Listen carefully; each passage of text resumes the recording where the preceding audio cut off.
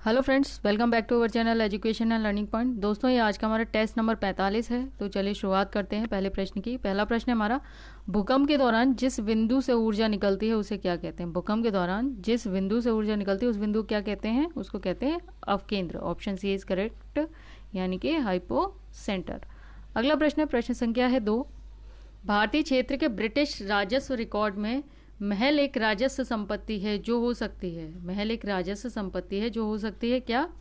एक गांव या गांव का समूह। Option A is correct. अगला प्रश्न प्रश्न संख्या है 3। एक मंत्री के अलावा संसद के किसी भी सदस्य द्वारा पेश किए गए बिल को कहा जाता है। तो क्या कहा जाता है? अगर जैसे कि कोई किसी भी मंत्री के अलावा सदन में कोई भी सदस्य बिल को पेश करता है तो उसको क्या कहा जाता है? तो उसको कहा जाता है निजी विधेयक। निजी विधेयक। अगला प्रश्न प्रश्न संख्या है 4। निम्नलिखित में से किसे राज्य के मुख्य सूचना आयुक्त को हटाने का अधिकार है? राज्य के जो सूचना आयुक्त हैं, मुख्य सूचना आयुक्त, तो उनको हटाने का अधिकार किसको है? तो वो है राज्य के राज्यपाल को, यानी कि स्टेट के जो गवर्नर हैं उनको राज्य के जो मुख्य सूचना आयुक्त है उनको हटाने का पूरा अधिकार है। अगला प्रश्न प्रश्न संख्या हमारी 5। निम्नलिखित के फलस्वरूप वन्य जीव अभ्यारण्य संशोधन विधेयक 2013 में बनाया गया। के फलस्वरूप वन्य जीव संरक्षण संशोधन विधेयक 2013 में बनाया गया। तो इसका आंसर क्या होगा? Sites, CITES, sites. पहले तो आप ये जान लीजिए ये साइट्स होता क्या है। ये जो साइट्स है ये वन्य जीवों वनस्पतियों की संकटापन्न प्रजातियों के अंतर्राष्ट्रीय व्यापार पर देशों के बीच एक समझौता है। और ये समझौता कब लागू हुआ था? तो ये हुआ था 1 जुलाई 1975 को, 1 जुलाई 1975 को। और जो साइट्स का जो पूरा नाम है वो क्या है? साइट्स का पूरा नाम तो वो है convention on international trade in endangered species of wild fauna and flora. फिर से बता दूं आपको, साइट्स का जो फुल फॉर्म है convention on international trade in endangered species of wild fauna and flora, ये साइट्स का फुल फॉर्म है। तो जो हमारा इसका answer option D is correct. अगला प्रश्न हमारा प्रश्न संख्या है 6। निम्नलिखित में से किस विषय में संसद को भारतीय संविधान के अनुसार कानून बनाने की विशेष शक्ति प्राप्त है? संसद को किस विषय में भारतीय संविधान के अनुसार कानून बनाने की शक्ति, विशेष शक्ति प्राप्त है? तो वो किस विषय में है? तो वो है बैंकिंग में। Option C is correct, banking. अगला प्रश्न हमारा प्रश्न संख्या है 7।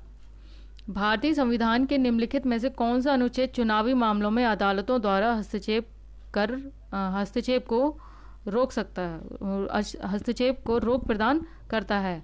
माफ कीजिएगा, भारतीय संविधान के निम्नलिखित में से कौन सा अनुच्छेद चुनावी मामलों में अदालतों द्वारा हस्तक्षेप को रोक प्रदान करता है? तो जो हमारा इसका आंसर है कौन सा है? इसका आंसर होगा हमारा आर्टिकल 329। जो हमारा आर्टिकल 329 है, 329 में क्या है? इसमें है निर्वाचन संबंधी मामलों में न्यायालयों के हस्तक्षेप का वर्जन। आर्टिकल 329 में आर्टिकल 227 जो है उसमें क्या है? आर्टिकल 227 जो है उसमें है कि सभी न्यायालयों के अधीक्षण की उच्च न्यायालय का विस्तार। आर्टिकल 227 है सभी न्यायालयों के अधीक्षण की उच्च न्यायालय का विस्तार। ये आ गया हमारा आर्टिकल 227 में। आर्टिकल 325 क्या है? आर्टिकल 325 जो है उसमें धर्म, जाति या लिंग के आधार पर किसी भी व्यक्ति विशेष को मतदाता सूची में शामिल न करने और इनके आधार पर मतदान के लिए अयोग्य नहीं ठहराने का प्रावधान। ये आ गया हमारा आर्टिकल 325। और आर्टिकल जो 324 है क्या है? इसमें आता है कि निर्वाचनों के अधीक्षण, निर्देशन और नियंत्रण का निर्वाचन आयोग में निहित होना। यह आ गया हमारा आर्टिकल 324। तो इसका जो हमारा आंसर है वो आर्टिकल 329। अगला प्रश्न हमारा प्रश्न संख्या है 8। 2011 की जनगणना के अनुसार भारत में सबसे कम जनसंख्या घनत्व वाला केंद्र शासित प्रदेश कौन सा है? तो कौन सा है वो? 2011 की जनगणना के अनुसार सबसे कम जनसंख्या घनत्व वाला केंद्र शासित प्रदेश तो वो है अंडमान एंड निकोबार आइसलैंड, यानी कि अंडमान एंड निकोबार द्वीप समूह। Option A is correct. Next है हमारा, भारतीय वन सेवा को तीसरी अखिल भारतीय सेवा के रूप में किस वर्ष स्थापित किया गया था? तो किस वर्ष स्थापित किया गया था अखिल भारतीय सेवा को तीसरी अखिल भारतीय सेवा को, वन सेवा को तीसरी अखिल भारतीय सेवा में कब, किस वर्ष में स्थापित किया गया? तो वो किया गया 1966 में। Option C is correct. माफ कीजिएगा, ऑप्शन सी इज करेक्ट। अगला प्रश्न है प्रश्न संख्या है 10। 1849 में परम हंस मंडली की स्थापना कहाँ की गई? तो 1849 में जब परम हंस मंडली की स्थापना की गई वो कहाँ पे की गई? वो की गई महाराष्ट्र में, यानी कि बॉम्बे में की गई। और वो किसके द्वारा की गई? वो की गई दादोवा दादोवा पांडुरंग पांडुरंग और रामचंद्र जयकर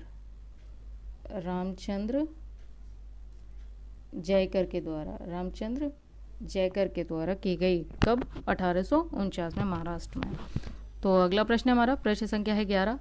12वीं शताब्दी के दौरान कर्नाटक में वी शैव परंपरा या लिंगायत आंदोलन का नेतृत्व किसने किया? तो किसने किया? बसवन्ना ने। Option A is correct. अगला प्रश्न है, प्रश्न संख्या है 12। भारतीय संविधान में मौलिक कर्तव्यों को निम्नलिखित में से किस संविधान संशोधन अधिनियम के भाग के रूप में सम्मिलित किया गया है? तो इसका आंसर क्या होगा? इसका आंसर होगा हमारा ऑप्शन डी इज करेक्ट, यानी कि 42वें संविधान संशोधन द्वारा। अगला प्रश्न है हमारा, प्रश्न संख्या है 13। आधुनिक हिंदी साहित्य का जनक किसे माना जाता है? तो किसको माना जाता है आधुनिक हिंदी साहित्य का जनक? तो इसको माना जाता है भारतेंदु हरिश्चंद्र को। Option A is correct. अगला प्रश्न है, प्रश्न संख्या है 14। जिला योजना समिति का गठन किसके द्वारा निर्धारित किया जाता है? तो किसके द्वारा निर्धारित किया जाता है जिला योजना समिति का गठन? तो वो किया जाता है राज्य विधानमंडल द्वारा। Option B is correct. अगला प्रश्न है हमारा, प्रश्न संख्या है 15।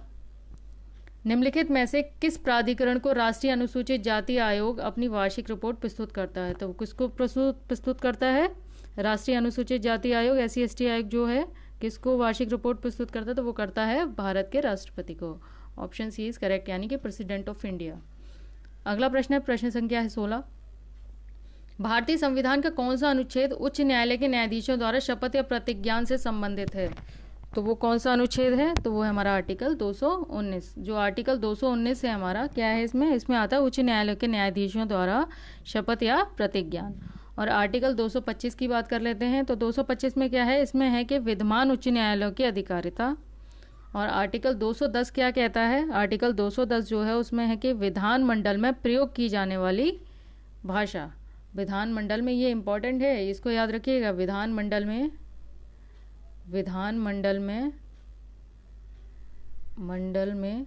प्रयोग की जाने वाली भाषा आर्टिकल 210 में आता है ये। और जो हमारा आर्टिकल 215 है, इस किस में क्या आता है? इसमें आता है उच्च न्यायालयों का अभिलेख न्यायालय होना। ये आता है हमारा आर्टिकल 215 में। जो हमारा इसका आंसर है वो क्या होगा? इसका आंसर होगा हमारा आर्टिकल 219 है। भारतीय संविधान का कौन सा अनुच्छेद उच्च न्यायालय के न्यायाधीशों द्वारा शपथ या प्रतिज्ञान का से संबंधित है? तो वो आर्टिकल 219। अगला प्रश्न है, प्रश्न संख्या है 17। के संगठन ने रिसाइकलिंग, या किस संगठन ने, माफ कीजिएगा यहाँ पर किस संगठन होगा, किस संगठन ने रिसाइकलिंग रिवॉल्यूशन पहल शुरू की? तो किस संगठन ने रिसाइकलिंग रिवॉल्यूशन पहल शुरू की? तो वो शुरू की है विश्व आर्थिक मंच। Option A is correct. विश्व आर्थिक मंच द्वारा रिसाइकलिंग रिवॉल्यूशन जो पहल है वो शुरू की गई विश्व आर्थिक मंच द्वारा। अगला प्रश्न हमारा, प्रश्न संख्या है 18। निम्नलिखित में से कौन सा मंत्रालय सरकारी मार्ग के माध्यम से भारत में प्रत्यक्ष विदेशी निवेश का प्रबंधन करता है? निम्नलिखित में से कौन सा मंत्रालय सरकारी मार्ग के माध्यम से भारत में प्रत्यक्ष विदेशी निवेश का प्रबंधन करता है? तो इसका आंसर क्या होगा? इसका आंसर होगा हमारा वाणिज्य और उद्योग मंत्रालय। ऑप्शन डी इज करेक्ट, यानी कि मिनिस्ट्री ऑफ कॉमर्स एंड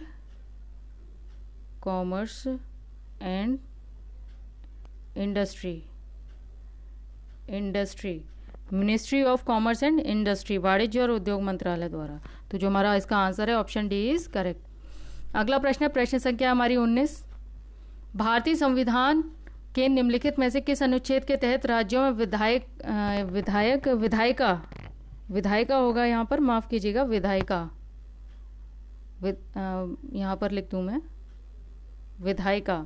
भारतीय संविधान के निम्नलिखित में से किस अनुच्छेद के तहत राज्यों में विधायिका का गठन किया गया? तो वो किस आर्टिकल के तहत राज्यों में विधायिका का गठन किया गया? तो वो किया गया 168 के तहत, आर्टिकल 168। ये इंपॉर्टेंट है आपके लिए। भारतीय संविधान के निम्नलिखित किस अनुच्छेद के तहत राज्यों में विधायिका का गठन किया गया? तो वो किया गया आर्टिकल 168 के तहत। बाकियों की भी बात कर लेते हैं। आर्टिकल तो जो 366 है उसमें क्या है? उसमें है परिभाषाएं। आर्टिकल जो 156 है उसमें क्या आता है? राज्यपाल की पदावधि, गवर्नर की पदावधि। और जो हमारा आर्टिकल 269 है 269, तो इसमें क्या आता है? इसमें आता है संघ द्वारा उद्ग्रहित और संग्रहित किंतु राज्यों को सौंपे जाने वाले कर का वितरण। ये आता है आर्टिकल 269 में। तो जो हमारा इसका आंसर होगा वो कौन सा होगा? वो होगा आर्टिकल 168, यानी कि ऑप्शन सी इज करेक्ट। अगला प्रश्न है प्रश्न संख्या है 20। विश्व का एकमात्र ऐसा देश कौन सा है जो बाघ और शेर दोनों उनके प्राकृतिक आवासों में रखता है? दोनों को उनके प्राकृतिक आवासों में रखता है, तो वो है Bharat. Option B is correct.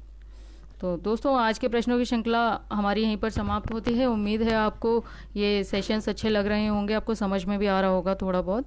और आप हमें YouTube, Instagram, Telegram, Facebook page पर भी like, share, follow, subscribe, share ज़रूर करें, जिससे भविष्य में आने वाले नोटिफिकेशंस आप तक इस वीडियो के माध्यम से ज़रूर पहुंच जाएं। तो आज की श्रृंखला यहीं पर समाप्त होती है। मिलते हैं अगली श्रृंखला में, तब तक के लिए नमस्कार।